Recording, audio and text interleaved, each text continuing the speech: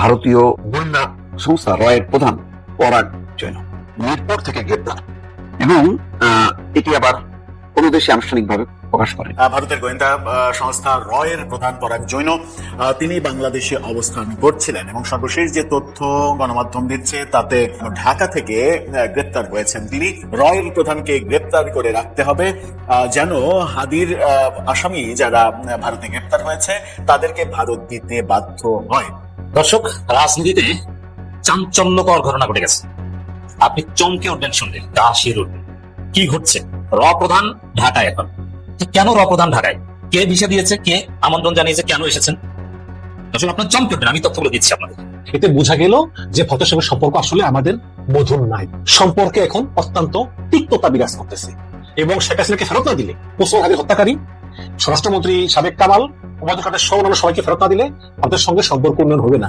বিশেষ করে শেখ হাসিনা এবং হাদি হত্যাকারীদের ফেরত চেয়েছেন তারেক রহমান নিজে। বিএনপি থেকে প্রেসিডেন্ট প্রার্থী হবে মির্জা ফখরুল ইসলাম আলমগীর, যে নাকি ভারতের স্বার্থটা বেশি দেখবেন। অপরদিকে সালাউদ্দিন আহমেদ আছেন স্বরাষ্ট্র মন্ত্রণালয়ে, যাতে করে ভারতের জন্য কোনো ধরনের সমস্যা তৈরি না হয়। দর্শক, রাজনীতিতে চাঞ্চল্যকর ঘটনা ঘটে গেছে। আপনি চমকে উঠবেন শুনলে, গা শির উঠবে। কি ঘটছে? র প্রধান ঢাকায় এখন। কেন র প্রধান ঢাকায়? শুধু র প্রধান না, ভারতে ভিভিআইপিদের যে সংস্থাটা নিরাপত্তা দেয়, এসপিজি, তার কর্মকর্তারা ঢাকায়। কে আমন্ত্রণ দিয়েছে? র প্রধান ঢাকা এসেছে। র ভারত।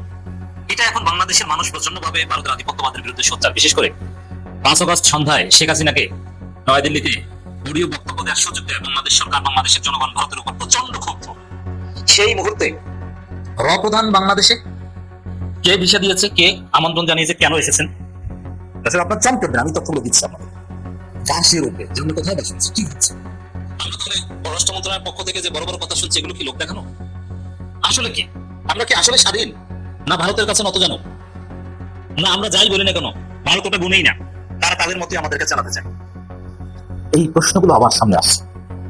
দর্শক, র প্রধান এবং এসপিজি কর্মকর্তারা সম্ভবত 4 জন ঢাকায়। কেন এসেছেন তার আগে বলি, দাওয়াত দিয়েছে কারা? এমনি এমনি প্রথম কথা হচ্ছে, বাংলাদেশ ভিসা না দিলে তো আর র প্রধান আসতে পারে না।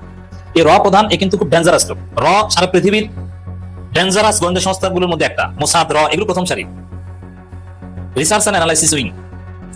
তো দর্শক, এই র প্রধান পরাগ জৈন, তিনি কিন্তু এই সর্বশেষ যে পাকিস্তানের সাথে যে যুদ্ধ বেঁধেছিল সেখানে সবচেয়ে গুরুত্বপূর্ণ ভূমিকা রেখেছিলেন এবং নরেন্দ্র মোদীর অত্যন্ত ক্লোজ এবং আস্থাভাজন। এবং বিষয়টা কি, যে সংস্থার সভাপতি নরেন্দ্র মোদীর সেক্রেটারি এই পরাগ জৈন। এই যে র প্রধান মানে রয়ের প্রেসিডেন্ট না, রয়ের সেক্রেটারি। তাহলে প্রেসিডেন্ট কে? এই রয়ের প্রেসিডেন্ট হচ্ছে নরেন্দ্র মোদী। যেমন বাংলাদেশের ডিজিএফআই মহাপরিচালক আছেন, কিন্তু ডিজিএফআই রিপোর্টিং বস কে? Prime minister. DGFI is under the prime minister office. DGFI has to report to prime minister. এরকম যে সংস্থার প্রধান নরেন্দ্র মোদী আর সেক্রেটারি এই পরাগ জৈন। এবং অজিত দোভাল, ভারতের জাতীয় নিরাপত্তা উপদেষ্টা, অজিত দোভাল উত্তরসূরি মনে করা হয় এই পরাগ জৈনকে। তাকে ভিসা দিয়েছে বাংলাদেশ সরকার, যেই র বাংলাদেশে অস্থিরতা সৃষ্টি করছে। বাংলাদেশের সমস্ত অশান্তির মূলে র, সমস্ত রাজনৈতিক অঘটনের মূলে র, সমস্ত রাজনৈতিক সংগঠনের মূলে র, যাদের কার্যক্রম পরিচালনা করে স্বাভাবিকভাবে গোপনে, সেই সংস্থার প্রধান, গোয়েন্দা সংস্থার প্রধান বাংলাদেশে ওপেনে সফরে এসেছে। ওপেনে বলতে আমরা এখন জানতে পেরেছি, কিন্তু মজার বিষয়, ভারত সরকারের পক্ষ থেকে এই বিষয়ে কিচ্ছু বলা হয়নি, বাংলাদেশ সরকারের পক্ষ থেকে কিছু বলা হয়নি। কিন্তু ভিসাটা তো বাংলাদেশ সরকার দিয়েছে, বিনা ভিসা তো আর আসেনি। এর মানে সবাই জানে, কিন্তু গোপন রেখেছে। এর মানে গোপন খেলা চলছে, অনেক বড় বড় খেলা চলছে। কি খেলা চলছে, এটাই আমাদের এই ভিডিওর আলোচনা বিষয়। দর্শক, দাওয়াত দিয়েছে কে? দাওয়াত দিয়েছে, আমরা খোঁজ নিয়ে জানলাম, ডিজিএফআই। তারেক রহমান ক্ষমতা এসেই তার অত্যন্ত ক্লোজ একজনকে মেজর জেনারেল হিসাবে পদোন্নতি দিয়ে তারপরে তাকে রয়ের চিফ বানিয়েছে। তারপরে এই র চিফ চিকিৎসার নামে তার স্ত্রী সহ দিল্লি সফরে গেছে, কোন কোন সোর্স বলছে একাধিকবার। সেই ডিজিএফআই দাওয়াত দিয়েছে র চিফ সহ এই 4 জনকে, এসপিজি কর্মকর্তা থেকে শুরু করে। যে এসপিজির কাজ হচ্ছে ভিভিআইপিদের নিরাপত্তা দেওয়া। কেন এই ভিভিআইপিদের নিরাপত্তা দেওয়ার কর্মকর্তারা বাংলাদেশে আসছেন? এই হিসাব কিন্তু মিলে যাচ্ছে, 2 2 4 মিলে যাচ্ছে। উত্তর হচ্ছে যে শেখ হাসিনাকে এট এনি কস্ট বাংলাদেশে ফেরাতে চাচ্ছে দিল্লি। তবে ফেরাতে বলতে এক্সট্রাডিশন ট্রিটির আলোকে শেখ হাসিনাকে গ্রেপ্তার করে ভারত বাংলাদেশের হাতে তুলে দেবে এরকম না। শেখ হাসিনা মানে বিষয়টা এরকম, তাদের চিন্তা ভাবনা, রয়ের চিন্তা ভাবনা। ভারতেও আমাদের বন্ধুরা যেসব তথ্য আমাদের কাছে দিচ্ছেন, ভারতীয় গণমাধ্যমে এই বিষয়ে আলোচনা আছে। আপনি যদি বিভিন্ন এডিটোরিয়াল পড়েন তাহলে এটা বুঝতে পারবেন। আমরা যারা রাজনীতি ক্লোজলি অবজার্ভ করি, এগুলো আমাদের নজরে থাকে এবং এগুলো সাম আপ আমাদের কাছে আসে। তো দর্শক, ভারত মনে করছে যে শেখ হাসিনা ভারতে এসেছে যেমন রাষ্ট্রীয় বিমানে এবং সরকারিভাবে এসেছে, কারণ প্রধানমন্ত্রী হিসেবেই তিনি ভারতে আশ্রয় চেয়েছেন এবং সরকারি বিমানে, সামরিক বিমানে গেছেন এবং তিনি ওইভাবে সামরিক বিমানে আবার দেশে আসবেন। তো শেখ হাসিনা দেশে ফিরবেন, মানে এক্সট্রাডিশন ট্রিটি আলোকে গ্রেপ্তার করে ফেরত দেবে তা না, শেখ হাসিনা নিজ ইচ্ছায় দেশে ফিরবেন। তাকে যেন পাসপোর্ট দেওয়া হয় কিংবা ট্রাভেল পাস দেওয়া হয়, এবং দেশে ফেরার পরে তিনি কোথায় থাকবেন। এবং এরা বলছে যে আইএসআই হত্যা করবে, পাকিস্তানি গোয়েন্দা সংস্থা, আসলে তো জনগণ হত্যা করবে। তো জনগণ যাতে হত্যা করতে না পারে তাকে কোন জায়গায় রাখা হবে, কিভাবে আদালতে আত্মসমর্পণ করবে, এই বিষয়গুলো দেখভাল করতে, ক্লিয়ার আলাপ আলোচনা করতে, ডিজিএফআই এর সাথে যোগাযোগ করে এইসব কাজ সম্পন্ন করতে রচিব বাংলাদেশে এসেছে। কি গাছিয়ে ওঠার মতো না? এবং এই রচিব এই প্রস্তাব নিয়ে আসে যে ক্যান্টনমেন্টের ভিতরে রাখাটা সেফ, কারণ ক্যান্টনমেন্টের ভিতরে তো সাধারণ জনগণ যে শেখ হাসিনাকে মেরে ফেলতে পারবে না। তারপরে সামরিক পাহারায় শেখ হাসিনাকে সামরিক গাড়িতে আদালতে আত্মসমর্পণ করার সুযোগ দিতে হবে।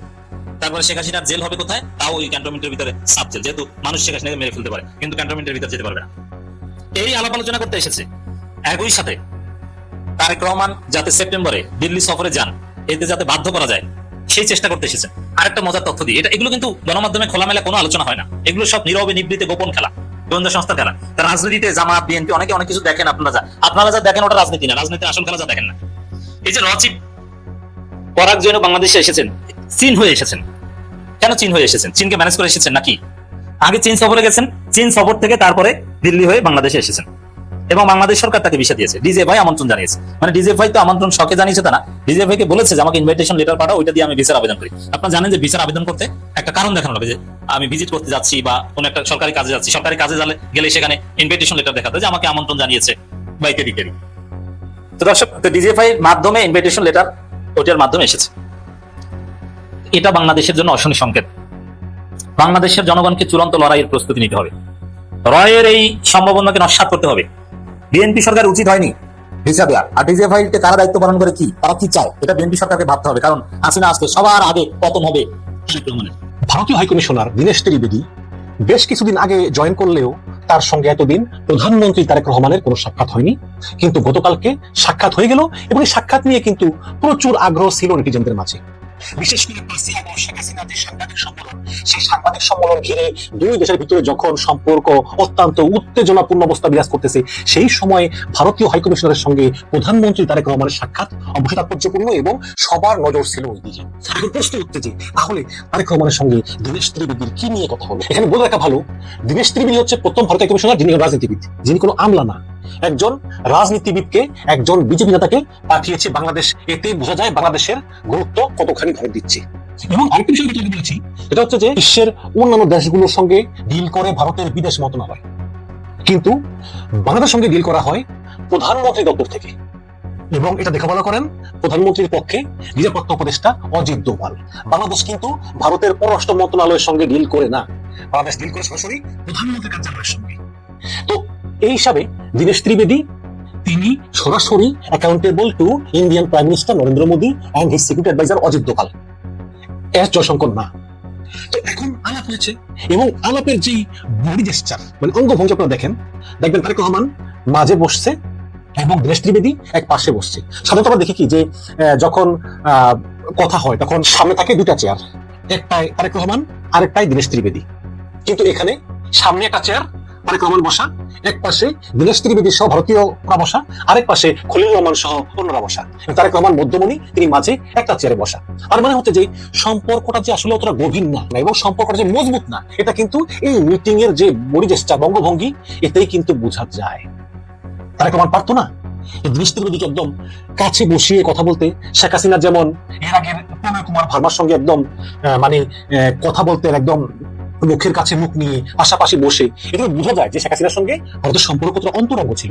হ্যাঁ, কিন্তু আজকে দীনেশ ত্রিবেদীকে বসিয়ে যেভাবে তারেক রহমান মিটিং করলেন, এতে বোঝা গেল যে ভারতের সঙ্গে সম্পর্ক আসলে আমাদের মধুর নাই, সম্পর্কে এখন অত্যন্ত তিক্ততা বিরাজ করতেছে।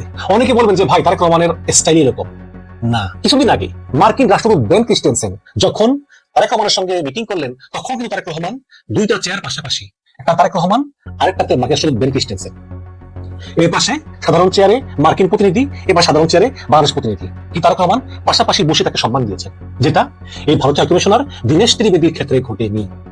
কাজেই এতে বোঝা যায় যে সম্পর্ক অতটা উন্নয়ন হয়নি। এবং আমি শুনেছি যে তারেক রহমান স্পষ্ট বলেছে যে যেই হাসিনা অনবরত আমাদের বিরুদ্ধে কথা বলে, উস্কানি দেয়, আবার বাংলাদেশ এলে আমাদের চোখের বদলে চোখ, হাতের বদলে হাত আমাদের শেষ করে ফেলবে বলে, এবং যেটা ভারত সরকার সুযোগ করে দেয় আমি মনে করি, এভাবে সম্পর্ক উন্নয়ন হতে পারে না। Bangladesh will never B a client state, Bangladesh আরো খরচ যাচ্ছে না, একদম সরাসরি। তখন দৃষ্টিবিধি বলেছে যে আমরা আসলে বিষয়টা বুঝতে পারিনি, এরকম আর হবে না, কথা দিলাম। এখন কথা রাখলে তো ভালোই, এবং আপনাকে আমরা আমন্ত্রণ জানাই ভারত সফরের জন্য। তারেক রহমান বলেছেন যে আমি ভারতে বিমস্টেকের চেয়ারম্যান হিসেবে যাবো না, যদি আমাকে তোমরা বাংলাদেশের প্রধানমন্ত্রী হিসেবে আমন্ত্রণ জানাও তাহলে আমি ভেবে দেখবো, কিন্তু বিমস্টেকের চেয়ারম্যান হিসেবে আমি যাওয়ার জন্য আগ্রহ বোধ করতেছি না। তখন উনি বললেন যে উনি বিষয়টা দেখবেন, উনি ভারত সরকারের উপর মহলে কথা বলে জানাবেন। তারপর খলিল রহমানের সঙ্গে বৈঠক হলো এবং স্বরাষ্ট্রমন্ত্রী সাদুল আহমেদের সঙ্গে বৈঠক হলো, এবং সেই বৈঠকে তার সবাই বলেছেন যে শেখ হাসিনার মুখ বন্ধ না করলে এবং শেখ হাসিনাকে ফেরত না দিলে, শেখ হাসিনা, তারপরে ওসমান হাদির হত্যাকারী ওই যে ফয়সাল এবং আলমগীর, স্বরাষ্ট্রমন্ত্রী সাবেক কামাল, ওবায়দুল কাদের সহ অন্যান্য সবাইকে ফেরত না দিলে ভারতের সঙ্গে সম্পর্ক উন্নয়ন হবে না। এবং বিশেষ করে শেখ হাসিনা এবং হাদি হত্যাকারীদের ফেরত চেয়েছেন তারেক রহমান নিজে, বলেছেন এই সমস্ত ইস্যুকে যদি সলভ না হয় তাহলে ভারতের সঙ্গে সম্পর্ক উন্নয়ন হবে না, এবং যদি আপনি আমন্ত্রণ পত্র পাঠান বাংলাদেশের প্রধানমন্ত্রী হিসাবে তাহলে ভারতের বিষয়টা বিবেচনা করে দেখবো।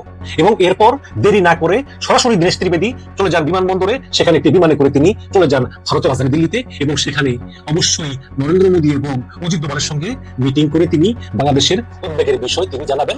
এবং খলিল রহমান মনে করতেছেন যে ভারত হয়তো হাসিনাকে আর কথা বলার সুযোগ দিবে না। আমরা অলরেডি কিন্তু শেখ হাসিনার যে 5 তারিখের সংবাদ সম্মেলন, তারপরে কিন্তু শেখ হাসিনার আর কোনো